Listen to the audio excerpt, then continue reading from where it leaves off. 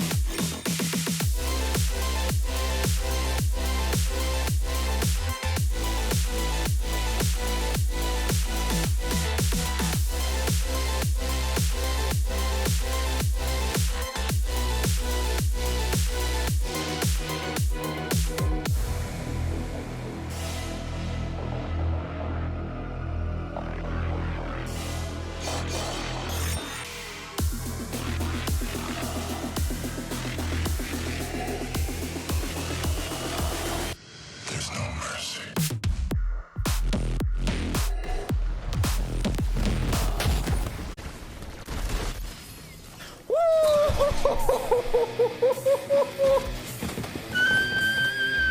Alright guys, I hope you enjoyed that little intro. Now showing on the screen is the skill tree for Gamebreaker Amara. And there's a lot of new stuff to talk about with this build. However, before we talk about the new stuff, we need to talk about what's changed from the prior build and all the Amara nerfs that happened. Now, the biggest one and the biggest nerf to this build was to ties that bind and what passes through ties that bind. If you guys remember, the Gamebreaker mechanic, what broke the game with Amara and what this build was all about, was using Revelation with ties that bind. That has been nerfed. That doesn't work anymore, and we're not using it anymore. We used to use Revelation with a Phase Zerker class mod to boost our action skill damage, with ties that bind to link the damage together, pair that with a 390 annoy, and the Revelation augment would hit for billions of damage and just insta-kill everything. That would give us billions of damage on our Groundbreaker proc, and we would use that to just carry our damage to our next ties that bind, and it was a ridiculous change. That got nerfed. The Phase Zerker is no longer the best class mod for this build. We can't use Revelation anymore, and that one shot in ties that bind mechanic got totally changed. So we had to change things around. And one of the biggest changes that we're doing is we're going to the spiritual driver. Now, the spiritual driver may seem like a weird choice, but I'll explain why I did this in a second. But before we do that, I want to break down the skill tree real quick, and we'll talk about the gear and explain the gear decisions. But skill tree real quick is red tree. We are not putting any points into infusion. We are not, big change, we're not using sustainment on this build. In fact, all of our healing is coming from this 1 point in ebb and flow. This skill, ebb and flow, is going to allow us to heal as Amara based off of lifesteal, off of our melee damage, and not have to lose so many points, so many precious points going all the way down to sustainment. It is honestly such a game changer for this build that we don't have to go sustainment. Sorry, that was my phone. Because sustainment was honestly just a huge waste of points to get all the way down there. We're not putting points into infusion because infusion's going to hurt the damage of the face puncher, We are going to put points into Steady Hands for that accuracy, Illuminated Fist for that melee damage. Dread is super important, not for the gun damage, but when our weapon is instantly reloaded. The only time that we're going to be going down and dying on this build is when you have to reload, because then you can't kill anything while you're reloading, and that's where you can run into some trouble. So Dread is really, really nice to have. Tempest and 5 out of 5 into Anima so that we can keep our spiritual driver dot on ourselves as much as possible. We are going this deep in Red Tree just to grab Ties That Bind. That is the only reason we're going this deep, but everything else is honestly really good stuff to have. Next up, Blue Tree. With the changes to Fake Grasping, we needed to go Blue Tree, and I'll explain that right now. So Fake Grasping no longer triggers our ASE anointments, meaning that if I want to get my ASE Radiation, my ASE Incendiary on these two, I need to actually grasp an enemy and then kill the enemies in the phase grasp for me to get that damage out and for me to proc those ASEs. However, the driver still works with Fake Grasping. So I'm still proccing a dot on myself, but if you guys haven't noticed, I'm only getting 15 stacks. 15 stacks of mindfulness, which is not as many as we should. And the reason we're only getting 15 is because these ASEs are not proccing. The only reason we're getting 25 before is because we were proccing our ASEs. Now that our ASEs don't proc, we don't get these two. And that is when we talk about bossing, why we now use phase cast for bossing. But for general mobbing, that's a big thing, a big nerf to the driver and driver builds. So to counter that, one of the things that I have been doing, and this is optional, but I do recommend it if you're okay with it, is playing on Mayhem 10. Playing on Mayhem 10, you get Speed Demon, and you're still going to get all the damage from the driver, and you're going to get that movement speed from killing things. However, it just kind of makes up for that not having 25 stacks of mindfulness. This build still performs just fine on Mayhem 11, but it overperforms on Mayhem 10. The reason that we're going all the way down to Avatar is we need to use our grasp as much as possible because we need to use grasp to get damage. But driver has terrible cooldown. That's the biggest loss to the phase Zerker is its cooldown. It makes up for it in damage, but we're respect 5 points into Restless for cooldown and respect into Avatar so that we can spam that Ties That Bind, because it's going to allow us to do more damage, especially when mobbing.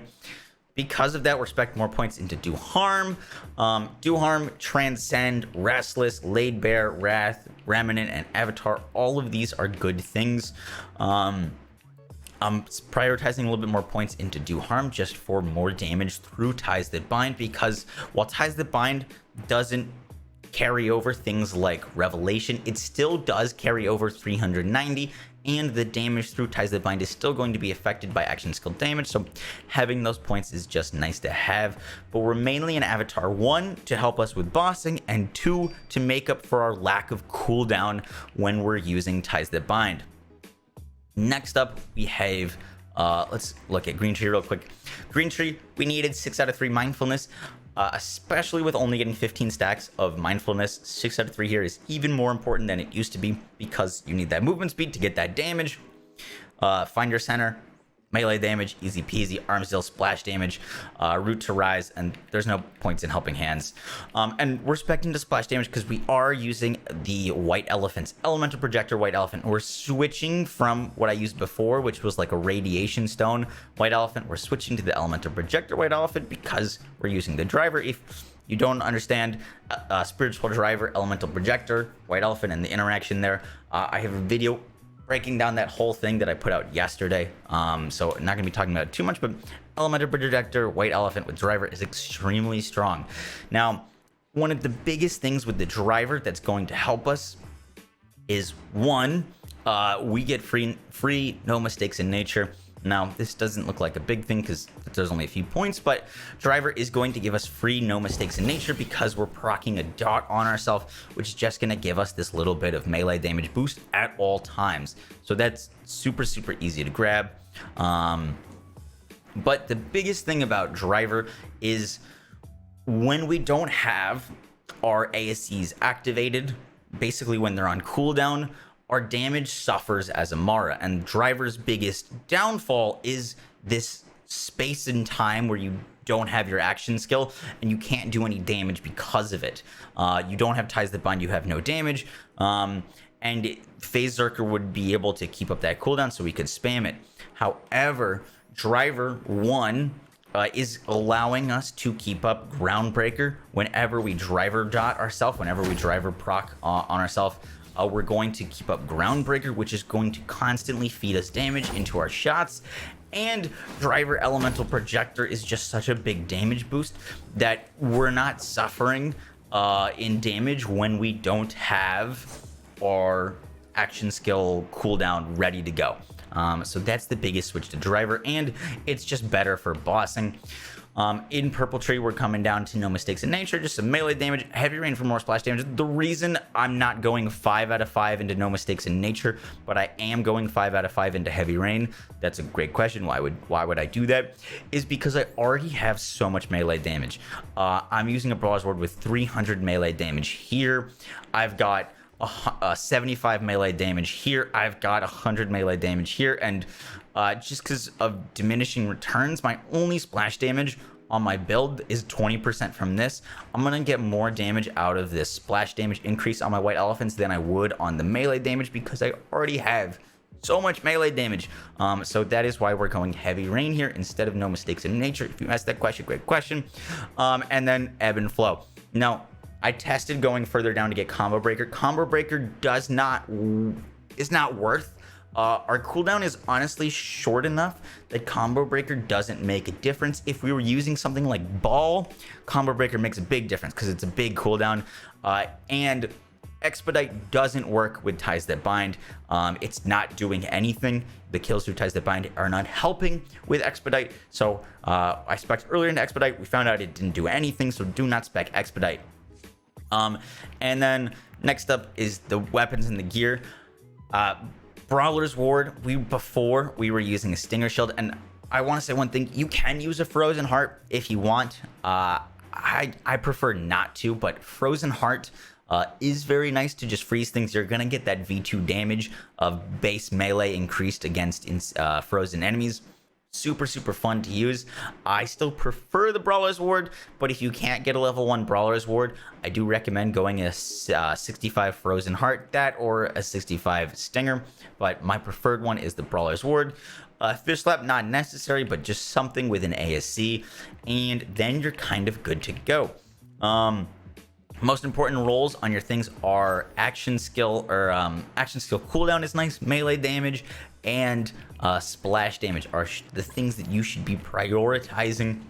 And then let's talk about bossing.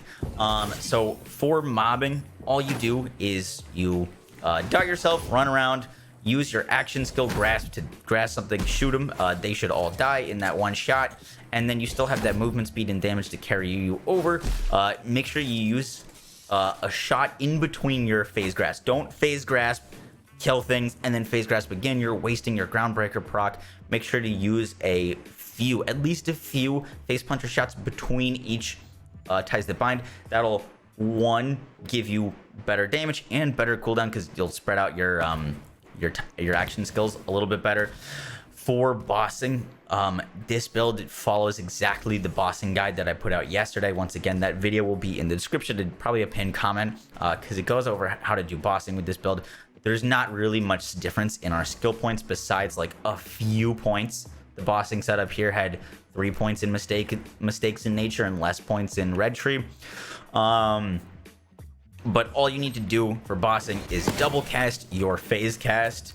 I already used my action skill, but you double cast your phase cast. That's going to give you 2 into Transcend, double stack Transcend. It's going to proc Laid Bare against the boss, and then use your movement speed while you're shooting and while you're sliding. You only need to shoot once, shoot while moving, and then slide after your shot to slide in time with the explosion of the elemental projectors, and you will hit for 1 billion damage, one shot. Everything in the game for bossing hits super easy with this build, and I hope you guys enjoy all the changes that went into this. This is still one of my favorite builds, and it just needed a little bit of tweaking to get back off of its feet, but it's seriously so strong. I know it's another face puncher Amara build, but right now melee is just her most powerful option. And yeah, guys, if you enjoyed the video, be sure to drop a like, comment, and subscribe. And I will catch you guys in the next one. Take care. Peace. I was putting in the